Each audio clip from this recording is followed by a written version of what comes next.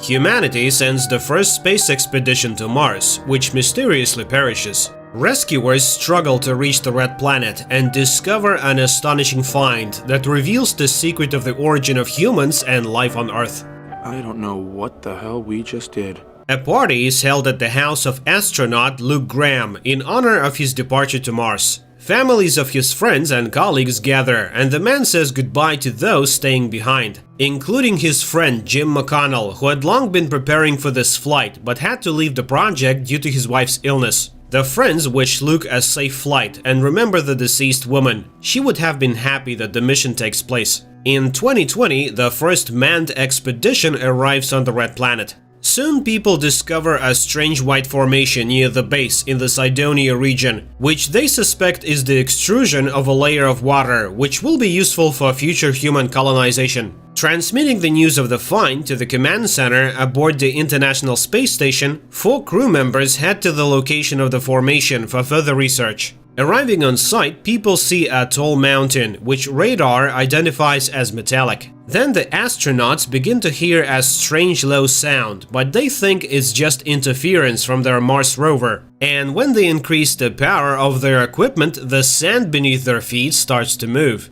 At first, this doesn't cause much concern. The astronauts stay in place, examining the mountain, above which a sand whirlwind is growing. But soon it begins to behave like a sentient being, seemingly examining the newcomers and then attacking them, killing 3 astronauts within seconds, and then emitting a powerful electromagnetic pulse, destroying most of the working electronics aboard the ship. After the whirlwind subsides, a huge human face carved out of dense material appears from under the layer of sand. The space station receives an unintelligible message from Luke, but they do not understand what happened and whether Luke is alive. The leadership realizes that a rescue expedition needs to be organized, but how this can be done technically is unclear. Then Jim proposes a solution to the problem, as he had developed plans for evacuation from Mars. The station commander agrees to consider it, but opposes Jim's participation in the expedition because the man refused to undergo tests and left the project.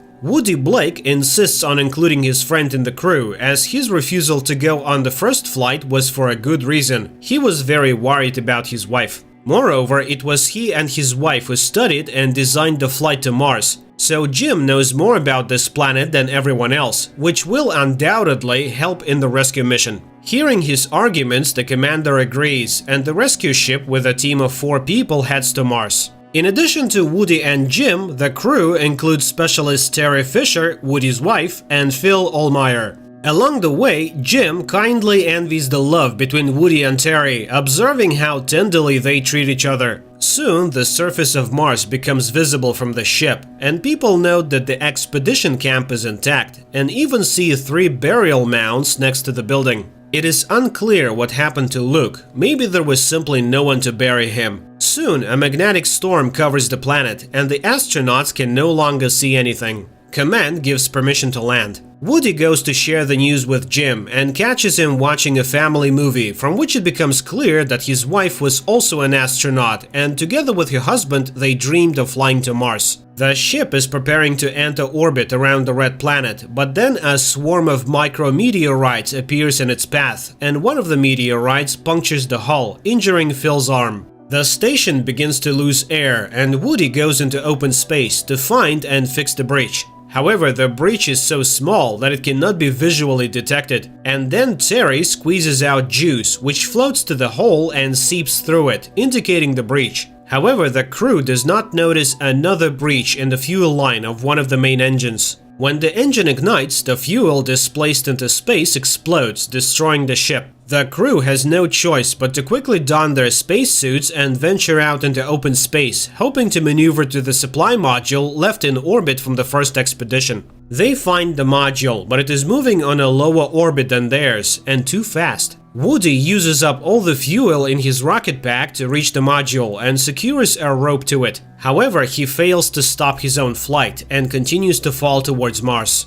Terry, wanting to save her husband, detaches her rope and goes after him. But Woody, realizing that if she continues to try to save him, she will face certain death, removes his helmet and perishes. Crying, Terry watches her husband's body fall to the planet and then returns to the others. The three astronauts land on the planet using the module. Although the module itself will not be able to take off again, the rescuers brought with them new motherboards for the first expedition ship, replacing the burnt-out ones. Upon arriving at the base of the first expedition, they explore it, but find no one, although the living quarters are completely intact. Jim goes to the greenhouse and is amazed that all the plants are doing well, everything is functioning and working. The astronaut removes his helmet, and in the reflection on the water, he sees Luke with an axe attacking him, not believing that this is a real person, not a vision. The man is seized, and only then does he begin to believe that they have come for him. The astronauts understand that Luke is not entirely mentally stable, as he has spent more than a year on Mars in complete isolation from the world. After recovering from the sandstorm attack, he buried the deceased and began studying the strange structure. He shows the rescue team the video recording of the discovery that cost his crew members their lives, and people are astonished, realizing that they are looking at the face of a humanoid. He then demonstrates his most important find, a recording of the sound he heard near the formation. After several months of analyzing the sound, he understood that it represents a diagram of human DNA on a rectangular coordinate system in space. Someone left it here as their signature. But later, remembering how Phil created the DNA of his ideal lover from candy, Jim realizes that this is not a signature. In reality, it is a peculiar test left by the creators instead of a lock, guarding the entrance to somewhere. It turns out that the first expedition perished because they answered incorrectly. Instead of complimenting the DNA, proving that they were humans, the astronauts directed radar at the face. Since the answer was wrong, the structure's security system, the sandstorm, destroyed the intruders. The team heads to the Sphinx, but first they send a robot and transmit a signal with the supplemented DNA through it. A bright light shines from an entrance that appears in the face. Everyone except Phil, who stays behind to fix the ship, goes to the face. Jim gives Phil the order to take off at a precisely determined time, even if they don't return. Then the people enter a white room, the door closes, and the astronauts lose contact with the ship. Soon, the room fills with Earth's atmosphere, and the people remove their helmets. Immediately behind them, another airlock opens, and upon passing through it, the astronauts find themselves in a dark room where they see a massive three-dimensional projection of the solar system. Then a hologram of a Martian appears, silently explaining to the people that in the distant past, a massive asteroid struck Mars, destroying the planet's ecosystem, which strongly resembled the Earth's. The Martians had to evacuate their race to other star systems, but they also sent a ship from Mars to neighboring Earth containing the seeds of future life. Hundreds of millions of years later, multicellular plants and animals appeared on the planet, and no one could explain how it happened.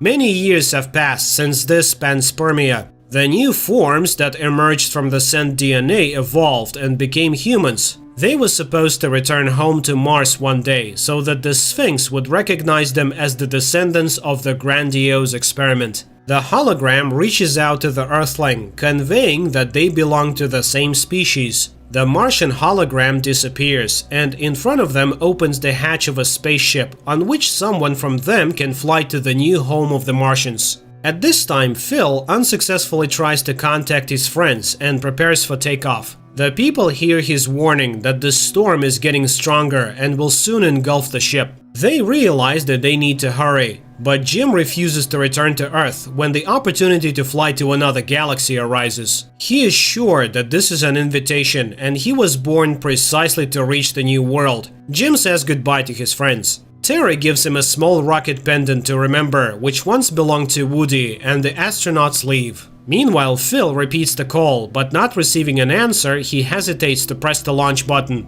And Jim enters a light elevator that lifts him onto the Martian ship. The two remaining astronauts barely make it back to the ship due to the sandstorm, and only because Phil, contrary to the order, delays the takeoff. Meanwhile, Jim steps onto a circle that appears before him and suddenly realizes that he can't move as water rises around him. The man braces himself for drowning and holds his breath, but then he takes a breath and starts breathing underwater. He smiles, understanding that this is a new form of life. Images of his past life flash before his eyes, and the man seems to say goodbye to everyone once again. His crew, having taken off, watches through the porthole as the Martian ship with Jim on board flies away at high speed toward a distant galaxy and wishes him a safe journey. This good, kind-hearted science fiction film that was shot many years ago does not stand out for its dynamic plot, but despite numerous scientific inaccuracies, it is interesting to watch and keeps the tension until the last seconds.